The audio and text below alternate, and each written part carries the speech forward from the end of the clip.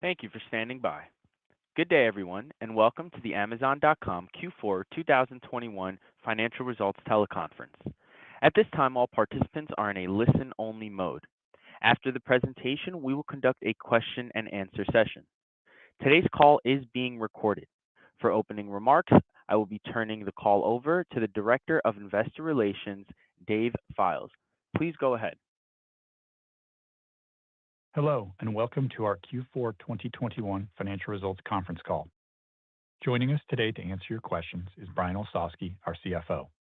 As you listen to today's conference call, we encourage you to have our press release in front of you, which includes our financial results as well as metrics and commentary on the quarter. Please note, unless otherwise stated, all comparisons in this call will be against our results for the comparable period of 2020. Our comments and responses to your questions reflect management's views as of today, February 3rd, 2022 only, and will include forward-looking statements. Actual results may differ materially. Additional information about factors that could potentially impact our financial results is included in today's press release and our filings with the SEC, including our most recent annual report on Form 10-K and subsequent filings. During this call, we may discuss certain non-GAAP financial measures. In our press release, slides accompanying this webcast, and our filings with the SEC, each of which is posted on our IR website, you will find additional disclosures regarding these non-GAAP measures, including reconciliations of these measures with comparable GAAP measures. Our guidance incorporates the order trends that we've seen to date and what we believe today to be appropriate assumptions. Our results are inherently unpredictable and may be materially affected by many factors, including uncertainty regarding the impacts of the COVID-19 pandemic, fluctuations in foreign exchange rates, changes in global economic conditions and customer demand and spending, inflation, labor market and global supply chain constraints, world events, the rate of growth of the internet, online commerce and cloud services, and the various factors detailed in our filings with the SEC. This guidance also reflects our estimates to date regarding the impacts of the COVID-19 pandemic on our operations, including those discussed in our filings with the SEC. Our guidance also assumes, among other things, that we don't conclude any additional business acquisitions, restructurings, or legal settlements. It's not possible to accurately predict demand for our goods and services, and therefore our actual results could differ materially from our guidance. And now, I'll turn the call over to Brian. Thank you for joining us today. Let me start by once again acknowledging and thanking our employees around the world for their efforts. This was the second holiday season during this pandemic, and it required exceptional collaboration and coordination among our employees and business partners to prioritize both safety and customer experience. The team did a great job of delivering for customers this holiday. Now let's discuss our fourth quarter financial results. For the fourth quarter, net sales were $137.4 billion, an increase of 10% year over year, excluding the impact of foreign exchange. We continue to focus on offering the best experience for our customers across our businesses. On the consumer side, we welcome millions of new Prime members in both the United States and international during the quarter, while continuing to see consistently high member renewal rates across geographies. Our third-party sellers in particular benefited from strong customer demand this holiday season. 3P sellers provided 56% of all unit sales in the quarter, the highest fourth quarter mix ever. And AWS saw continuation of the strong usage and revenue growth we've seen throughout 2021. AWS added more revenue year over year than any quarter in its history, and is now a $71 billion annualized run rate business, up from $51 billion run rate 1 year ago. Even on a large base, revenue increased 40% year over year. As I've mentioned in prior calls, we also encourage you to look at the multi-year compounded annual revenue growth rate since the onset of the pandemic to better put this revenue growth in perspective. Despite lapping 2020's extraordinary sales growth, we continue to see an increase in customer demand and sales during the remainder of 2021, even as the economy opened back up. For Q4, Amazon's 2-year annual compounded growth rate was 25%, excluding impacts from foreign exchange, consistent with our rate in the third quarter. We've invested significantly to keep pace with this demand, including nearly doubling our operations capacity in the past 2 years, expanding our fulfillment center footprint while adding significant transportation assets to ensure fast on-time delivery. There are now 1.6 million Amazon employees worldwide, also doubling in the 2-year period. Our fourth quarter operating income was $3.5 billion. As we mentioned in the last earnings call, we did see more than $4 billion in costs from inflationary pressures and lost productivity and disruption in our operations. The inflation primarily relates to wage increases and incentives in our operations, as well as higher pricing from third-party carriers supporting our fulfillment network. Lost productivity and network disruptions were driven primarily by labor capacity constraints due to challenges in staffing up our facilities for peak. This was driven by the very tight labor market in the second half of 2021, and more recently by the emergence of the Omicron variant. We do expect these cost challenges to persist into Q1, albeit adjusted for lower seasonal volumes relative to the fourth quarter.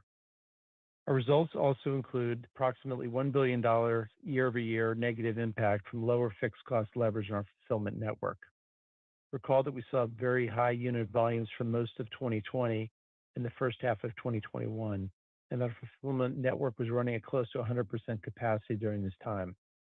Now, with more normal fulfillment capacity, our operating leverage decreases versus the comparable prior year periods. We'll expect to continue to see some negative year-over-year impact from this in Q1 of 2022. While we navigate these near-term headwinds, the fundamentals of our retail business are strong, and we are optimistic about a number of growth businesses and a strong innovation pipeline. AWS delivered another strong quarter of growth as enterprises and developers continued to look to AWS for critical, innovative cloud solutions. Now to $71 billion annualized revenue run rate, AWS revenue grew 40% year-over-year in Q4, our fourth consecutive quarter of revenue growth rate acceleration. We hosted our 10th re:Invent conference in the quarter, welcoming 26,000 in-person attendees and hundreds of thousands who attended virtually. re:Invent remains a highlight of the year for us because it's a great opportunity to introduce new services while engaging with customers and partners to better inform where we should be focusing next. We announced more than 115 new services and features during the event as businesses spanning all major industries continue to choose AWS as their technology provider to speed up innovation in their organizations. In the past quarter alone, NASDAQ announced a multi-year partnership to migrate its North America markets to AWS, including their matching engine. Best Buy selected AWS as its preferred cloud provider for cloud infrastructure services. Meta, the parent company of Facebook, Instagram, and WhatsApp, selected AWS as its long-term strategic cloud provider to accelerate artificial intelligence research and development. And Stellantis, the parent company of Chrysler, Dodge, Fiat, Jeep, and Ram, selected AWS as its preferred global cloud provider for vehicle platforms to accelerate new digital products and upskill its global workforce. You can find more examples in our earnings release of how the world's largest companies such as Adidas, Goldman Sachs, Pfizer, Rivian, and more are using AWS to transform their businesses. Overall net income was $14.4 billion in the fourth quarter. While we normally focus our comments on operating income, I'd point out that this net income includes a pre-tax valuation gain of $11.8 billion related to our common stock investment in Rivian Automotive, which completed its initial public offering in November. Before we move to Q&A, there are 3 additional items I'll mention related to our disclosures. First, we are now separating advertising services revenue from other revenue as part of our revenue disclosures by groups of similar products and services. This updated presentation is provided in the supplemental financial information included in our earnings release. We're excited to continue innovating in areas like sponsored ads, streaming video, and measurement. Of course, advertising only works if we make it useful for Amazon customers. And when we create great customer experiences, we deliver better outcomes for brands. Second, we're prospectively updating the useful life of our servers and networking equipment beginning in January. As a practice, we monitor and review the useful lives of our depreciable assets on a regular basis to make sure that our financial statements reflect our best estimate of how long the assets are going to be used in operations. We are increasing the useful life for servers from 4 years to 5 years, and network equipment from 5 years to 6 years. As a result, our first quarter guidance includes an approximate $1 billion of lower depreciation expense. We expect the quarterly impact of this change to decrease throughout the year. Although we're calling out an accounting change here, this really reflects a tremendous team effort by AWS to make our server and network equipment last longer. We've been operating at scale for over 15 years, and we continue to refine our software to run more efficiently on the hardware. This then lowers stress on the hardware and extends the useful life both for the assets that we use to support AWS's external customers as well as those used to support our own internal Amazon businesses. And finally, we will increase the price of Prime in the United States in Q1. We continue to make Prime better. In recent years, we've added more product selection available with fast, free, unlimited shipping, more exclusive deals and discounts, and more high-quality entertainment, including TV, movies, music, and books. Since 2018, Prime Video has tripled the number of Amazon originals. And this September, Prime Video will also release the highly anticipated The Lord of the Rings, The Rings of Power, and become the exclusive home of Thursday Night Football as part of an historic 11-year agreement with the National Football League. Since 2018 in the U.S., availability of same-day delivery has expanded from 48 metropolitan areas to more than 90. Items available for Prime free shipping have increased over 50%, and members have saved billions of dollars shopping on Prime days. This is all on top of new program benefits like prescription savings and fast free delivery from Amazon Pharmacy, and the continually growing Amazon Music catalog for Prime members, as well as Prime Reading and Prime Gaming. With the continued expansion of Prime member benefits and the increased member usage that we've seen, as well as the rise in wages and transportation costs, Amazon will increase the price of a Prime membership in the United States, with the monthly price going from $12.99 to $14.99, and the annual membership going from $119 to $139. This is our first price increase since 2018. For new Prime members, the price change will go into effect on February 18th. For current Prime members, the new price will apply after March 25th, on the date of their next renewal. With that, let's move on to Q&A. Thank you. At this time, we will open up for questions. We ask each caller to please limit yourself to one question. If you would like to ask a question, please press star one on your keypad. We ask that when you pose your question, you pick up your handsets to provide optimum sound quality. Once again, to initiate a question, please press star, then one on your touch-tone telephone at this time. Please hold while we poll for questions. Thank you.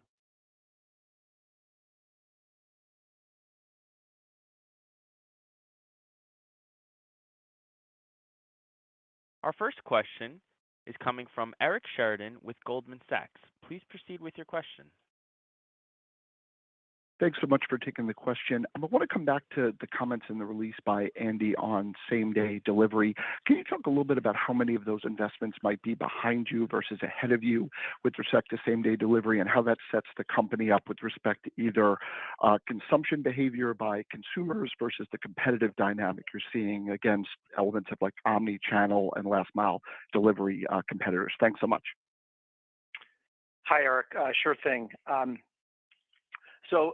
On same day, again, there's multiple levels of fast shipping here from ultra fast, which is essentially our grocery business in 1 to 2 hours, to same day and less, and then 1 day and 2 day Prime. We feel good about where we are. We're continuing to build capacity that enables us to hit those cutoffs. I think his comments were more around getting us back to our pre-pandemic levels for 1 day delivery and improving upon that, and then getting same day to more and more metropolitan areas. We're doing that globally as well, but we really think that combination of speed for different product levels, or product lines, really resonates with customers. There's a lot of new offers for generally free shipping on a fast basis, but we know how hard this is, and our goal is to do it and do it at a price that we can make money on as well, and have our cost structure commensurate with that. So that's where the difficult work comes in. But we like the progress we've made developing our Amazon logistics capability over the last few years. We've been adding, as we've mentioned, we've doubled the capacity in the network over the last 2 years. That is not all just to handle today's volume, it's also to handle getting closer to the customer and being able to ship faster. So we like where we stand. We know there's work to do on improving our customer service. We like the progress we've been making lately, but we think the future is bright on that dimension. Our next question is from Brian Nowak with Morgan Stanley. Please proceed with your question. Thanks for taking my questions. I have two. Brian, the first one, there's a lot that's changed within the retail business, sort of pre-pandemic, post-pandemic. More same day, more grocery, more last mile investments, and an ad business. Be curious to hear as you think about the long-term profitability of the retail segment. Has your view about how you think about long-term profitability or cash flow of retail fallen at all post-pandemic because of the higher required investments? Is the first one. Then the second one, like the new disclosure, be curious for any other disclosure about the number of engineers or the size of the teams you have working on a lot of the innovation that you talked about and that are sort of more around early stage non-revenue generating projects so we can better understand that investment in Amazon. Thanks. Sure. On the second one, we have a history of making long-term bets for customers, and some of those fall into very small, short-term revenue businesses. They'll generally roll up into other revenue, which you see is very small after we've separated out advertising. So, I think that you do see it in our revenue disclosure generally, but a lot of our profitability is shown at the segment level, and we'll continue to do that with the revenue disclosure. You asked about the business model. I think it's a good question. And we are, as we reflect over the last 2 years, we are encouraged by a lot of things. You check them off there, the adoption of digital benefits, the use of grocery, and how valuable that's become to customers, not to mention the acceleration of companies going to the cloud. The ability to double our fulfillment capacity over that time period, including making major strides in our Amazon logistics, sets us up well for the future. But we've been also dealing with a lot of disruption during this time period. So the early wave of disruption was handling volume without the capacity to handle it, and then quickly playing catch up. And as that was starting to improve, labor took a turn in the United States, especially labor availability, and we've really had to scramble to add workers. We've been successful at it. We added over 273,000 employees in the last half of last year. But I think if you look at the prior year, it was over 400,000. So, there's a lot of expansion that's been going on in the network, and we feel good about the basic contributors of profitability. There's, if you step back, there's, procurement margin and working with vendors and sellers as well. There's, fees in some cases for 3P services and Prime, as we just mentioned, is going up. Advertising has certainly added a layer of contribution over the last few years. But again, that only works and is only successful if we make it a good customer experience. So we're really working hard to do that. And that becomes a part of our ability to offer lower prices, better selection, and more convenience. So if you take those are all stable and strengthening areas. It's really the onus on us is to get our operational efficiency back in all of our areas of cost. We have built a lot of capacity. We've hired a lot of people. Some of those people are our teams are all battling Omicron right now, but we do see the sun coming out and getting better here over the next number of quarters, and that's going to be where we're going to put a lot of our effort. Our next question is from Doug Anmuth with J.P. Morgan. Please proceed with your question. Thanks for taking the question. Brian, you doubled your fulfillment network and also your headcount over the past 2 years. I believe you're about 2.5 years into this investment cycle.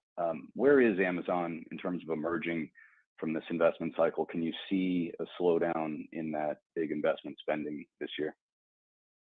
Let's talk a little bit about capital expenditures, and I'm going to do this with inclusion of equipment finance leases, which is the residual that we sometimes lease on our infrastructure assets. We're doing less of it now, but we still do some and have done it historically. So when you look at those numbers and how they've grown over the last few years, I'll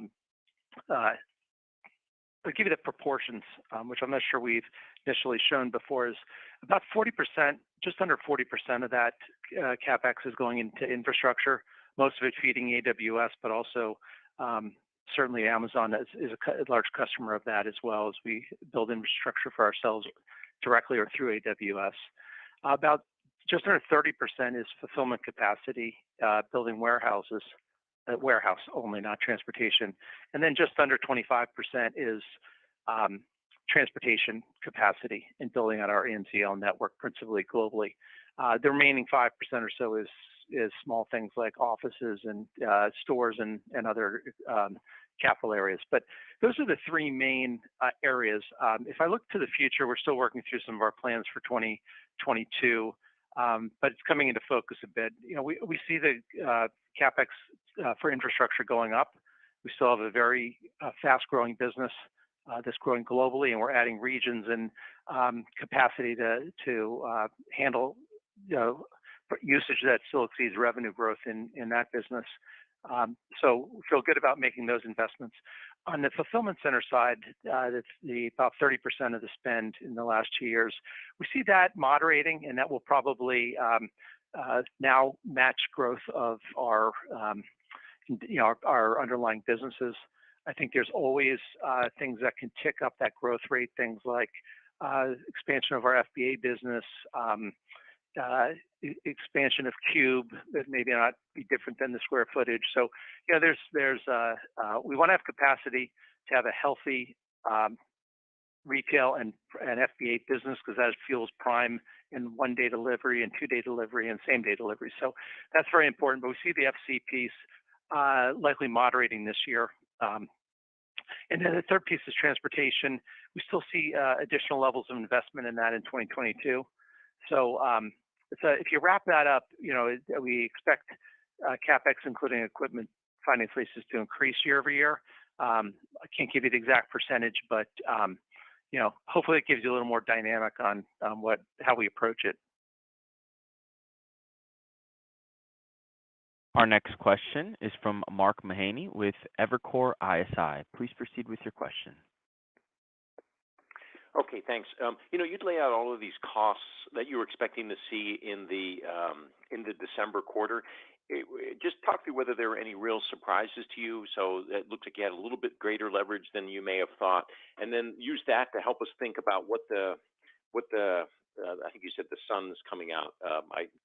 Financially, does that mean that we're going to have a kind of nice improvement in operating margins as we go through the year, as some of those temporary costs, you know, get temporized, and you get to absorb some of the more fixed costs? So just talk about where the surprise was in terms of those costs that you laid out for the December quarter, the $6 billion, and how we should think about those playing out, you know, as we go forward. Thanks a lot. Okay, Mark. Just remember that I'm sitting in Seattle, so my view of the sun coming out is a little different than perhaps where you are. But no, we just see things improving. Let's step back to Q4. We had said that we would have about $4 billion of additional costs due to labor shortages and the inefficiencies of that cause, as well as increased labor rates and shift differentials or premiums and external transportation costs. We came in just slightly over that $4 billion. I think things went as expected. I would say that the hiring was strong, but we could have done better. We could have had more people, so we had to cover there was additional overtime. There was some higher costs on third-party transportation. But, you know, all in all, the challenge in Q4 was to staff, increase the staffing. And we said we wanted to add 150,000 people or more. We added net about 140,000 in the quarter, 273,000 in the second half of the year. So as you turn the page into 2022, we feel better about labor, except Omicron has kicked up, and now you have a different type of labor issue where there's a lot of people who are on leave of absences and short term as they work to have a positive test on COVID and can get back into the workforce and protect their fellow workers. So, there's instances where you're paying, twice or three times for the same labor hour. If someone is on leave, you're paying them, and you're also paying potentially for someone who's covering the shift on overtime. So, there's cost pressure in Q1. I think the good news is that the labor challenge is not as great in Q1 as it is in Q4, and Q3 and Q4. So we're hopeful on that. We have to work to now make our operations more efficient as we get staffing levels up. And we're going to plow a lot of our effort into increasing our transportation speeds and beating our pre-pandemic levels. So there's a lot of different challenges going on right now. The team has, been working, heads down for over 2 years now. So they need, we got a great team, and we have confidence that things will improve as we get through the year. So hopefully that answers your question. Our next question is from Colin Sebastian with Baird. Please proceed with your question. Thanks, and hey, Brian and Dave. Wanted to ask about AWS and nice acceleration in revenues there. Wondering if you could talk about maybe more specifically the drivers of that acceleration. Is the application layer maybe now large enough where you're seeing that contribute incrementally to growth? And I think in the release you also highlighted infrastructure expansion globally. I think it might be interesting to add some context around the scale or distribution of the AWS business internationally outside of North America. If you could put some context around that. Thank you. Sure, Colin. Thanks for your questions. On the growth rate, I think it's a combination of things. We've been adding resources in sales and marketing over the last few years, and that is starting to pay off. There was some cutback in spending in the early parts of 2020 that we're lapping as people, different companies had different COVID experience. Some, their volumes went through the roof, some, their volumes went through the floor. So as things have stabilized, I think the lasting thing is that a lot of people made the commitment to go to the cloud, better understood the benefits of that, and probably accelerated their internal timelines for that. And we're there to help, and we're working very hard to make that journey a successful one. And we have a strong team of sales and marketing professionals to help, as well as technical advisors. So, that is what we're seeing, and we're pleased with the acceleration of the business the last 4 quarters. We will see. We're also pleased with the efficiency of the infrastructure investment, as I mentioned. The expansion of useful life is not done on an accounting basis unless you have proof that it's actually we're seeing it in real life. So, very positive indicators in AWS. Hey, Colin. It's Dave here. Just following up on the international point. What we're seeing outside of the U.S. I mean, it's as part of that overall strong growth, we are continuing to see considerable momentum really around the world. It's customers moving their workloads over to AWS at different phases. And so as you look at the release, some of the other announcements, there's a good diverse list of companies. Adidas in Germany migrated its SAP environments to AWS. In the Netherlands, Stellantis selected AWS as its preferred cloud provider. There's a number of really great companies examples that doing different big things at different stages of that migration. What's been important to us, amongst many things, is continuing to expand our global infrastructure footprint, really to support this momentum we're seeing. So just this last quarter, in the fourth quarter, we opened the Asia Pacific region over in Jakarta. And we've got announcements for plans to launch in Canada in the Calgary region next year, or perhaps I think it's 2023 or 2024. So a lot of work and a lot of momentum there. Those are just a few examples, but where we sit now, it's AWS has 84 availability zones in 26 regions around the world right now, and just in terms of the forward-looking roadmap, we have announced to launch 24 more zones and 8 more regions, and those will be here in the next couple of years.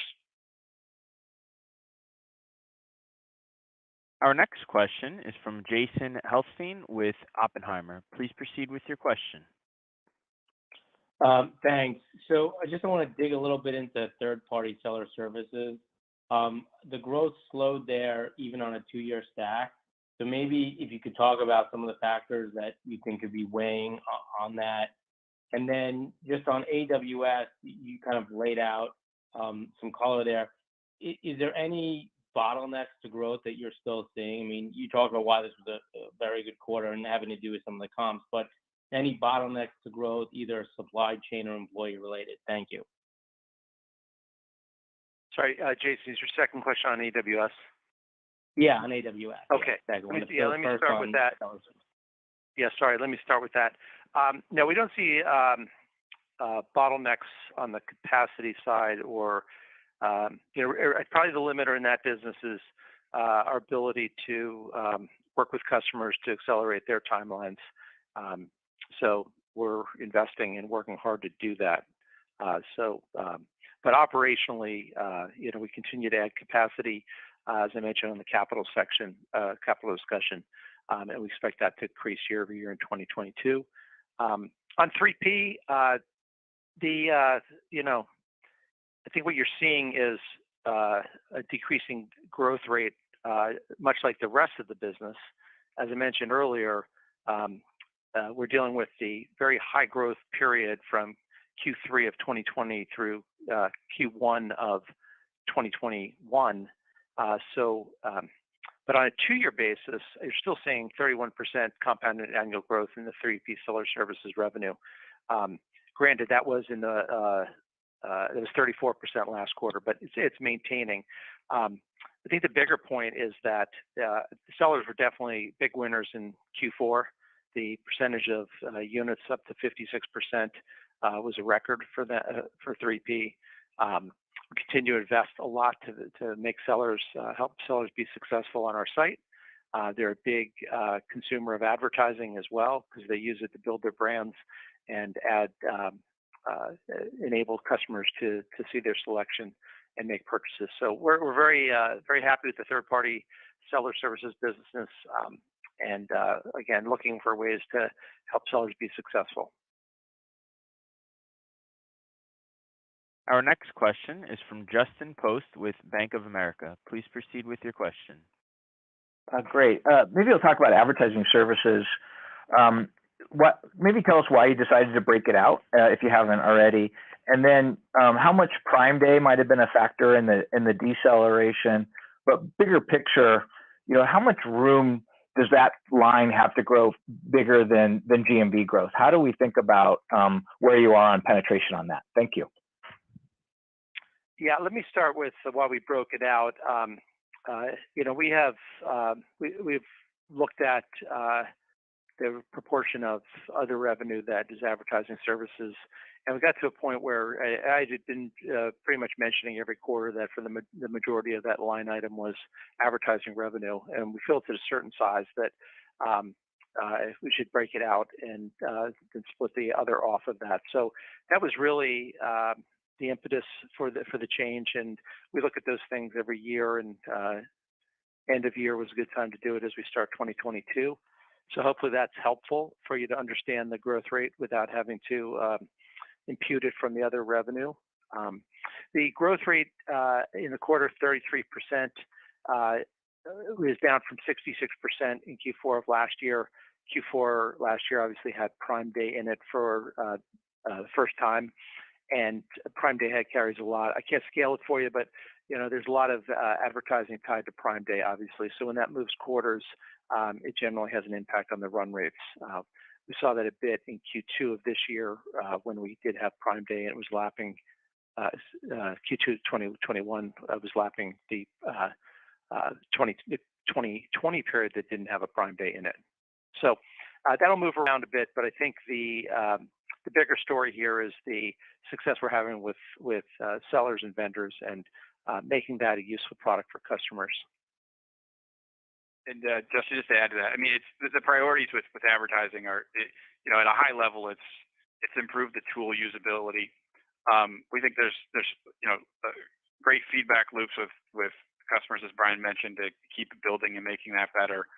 That results in building more relevancy and better engaging experiences. And again, the more we can interact with the advertisers, the customers, and learn and have more opportunities to hear from them and understand that we can build better analytic tools, provide better measurement, give them better insight into performance. So really focus on serving brands. And it's in the sponsored ad space, but we've talked about video advertising is certainly a great opportunity. And as we've got properties like Fire TV, IMDb TV, Twitch, live sports, a lot of exciting things that have been going on in live sports and certainly to come this year as well, both in the NFL here in the U.S., but overseas in a number of properties. Really excited to kind of work with folks. And again, this is about delivering good recommendations to customers and helpful when they're making their purchase decisions and giving them information around that. And that in turn, of course, helps the advertisers as well and have a great result. So I think that's one area that we're excited about. And I think longer term, demand side platform opportunities with Amazon's DSP is something that we're continuing to work on and refine and again, focus on the customer as we always do.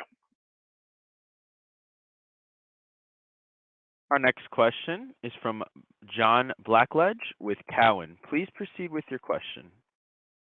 Great, thanks. Two questions. First, could you discuss how the supply chain affected the business in 4Q and how we should think about perhaps impacts from supply chain issues in 1Q22 and for the year? And then the second question would be, do you expect to increase prime pricing in non-US markets? Thank you. Hi, John. Thank you for your questions. First on prime question, we evaluate each country differently. We look at the relative price to the customer versus our cost to supply that and the usage and the value that we're creating for customers. We felt, especially after not raising the price in the United States since 2018, that the time was right to raise it. And we think it's a much more valuable program today than it was in 2020, let alone 2018. So other countries will continue to evaluate every year, and nothing else to announce right now. On supply chain, there's specific things that I think we all see in the supply chain where we're waiting for products. But as far as Amazon is concerned, we did a lot to combat the supply chain issues we saw in Q4 or anticipated in Q4. We bought a product ahead. We worked with vendors to secure inventory early, so in some cases paid early, which had a working capital impact. We also worked very hard to open up channels of existing channels of input into the country, whether it was port capacity or a vessel capacity. So we did everything we knew how to as far as trying to get more capacity in a constrained market, and we think it worked for our customers in Q4. As challenges remain in 20, I wouldn't say we've totally passed that, but we don't expect it to be a big issue in Q1.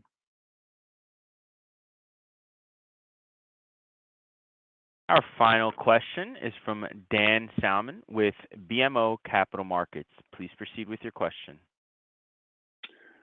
Good afternoon, good evening, guys. Thanks for fitting me in. First, I just wanted to follow up a little bit and see on the advertising numbers, if there's any qualitative color that you could add, say, rough balance of performance advertising versus brand advertising, maybe US versus rest of the world. Anything you add could be great. And then just second, Brian, you mentioned the exclusive broadcast of Thursday Night Football as one of the reasons supporting a higher price increase for Prime. Dave, you mentioned it as an element that is a dynamic new one for the advertising business. Maybe could we just return to that point as the sort of importance of live sports in the video space is incredibly important. Is that one that you see kind of taking the business to a new level at this stage? Sure. Let me start with that second question. So I didn't want to leave you with the impression that we raised prices because of Thursday Night Football. I just use that as an example of great new content that we've been investing in for Prime members to make the Prime membership more valuable, as well as international sports. We had one of the highest rated games in the Q4 with, I believe it was Manchester United and I'm going to mix up the teams. Sorry. Arsenal. Yeah, I won't embarrass myself. But so again, we've been working on getting sports properties that will be beneficial and valuable to a Prime offering. We're still probably early on in that. We've had obviously success with Premier League soccer, other soccer leagues around the world, tennis properties, and also probably the marquee is the work with the NFL on Thursday Night Football. Dan, in terms of just a breakout, I think as we've said before on the advertising side, the sponsored products and brands, they make up the majority of the ad revenue today. We haven't given a split on a geographic basis, but suffice to say, a lot of these efforts, as Brian talked about, whether it's on the video advertising opportunities or in those sponsored products and sponsored brands efforts, we've replicated a lot of the tools and features and services around the world and are kind of constantly learning and building out the brand and the presence with that so we can make better inroads with customers over the long term. And because I didn't want to leave you hanging, Dan, the Manchester United and Arsenal soccer game in December was the most watched Premier League match ever on our service with an estimated viewership of 4 million. So I think that is actually pretty interesting because we've had a lot of increasingly good relationship with the Premier League. We've had Boxing Day games, and we continue to be a valuable partner for each other. With that, thanks for joining us on the call today and for your questions. A replay will be available on our IR website for at least 3 months. We appreciate your interest in Amazon and look forward to speaking with you again next quarter.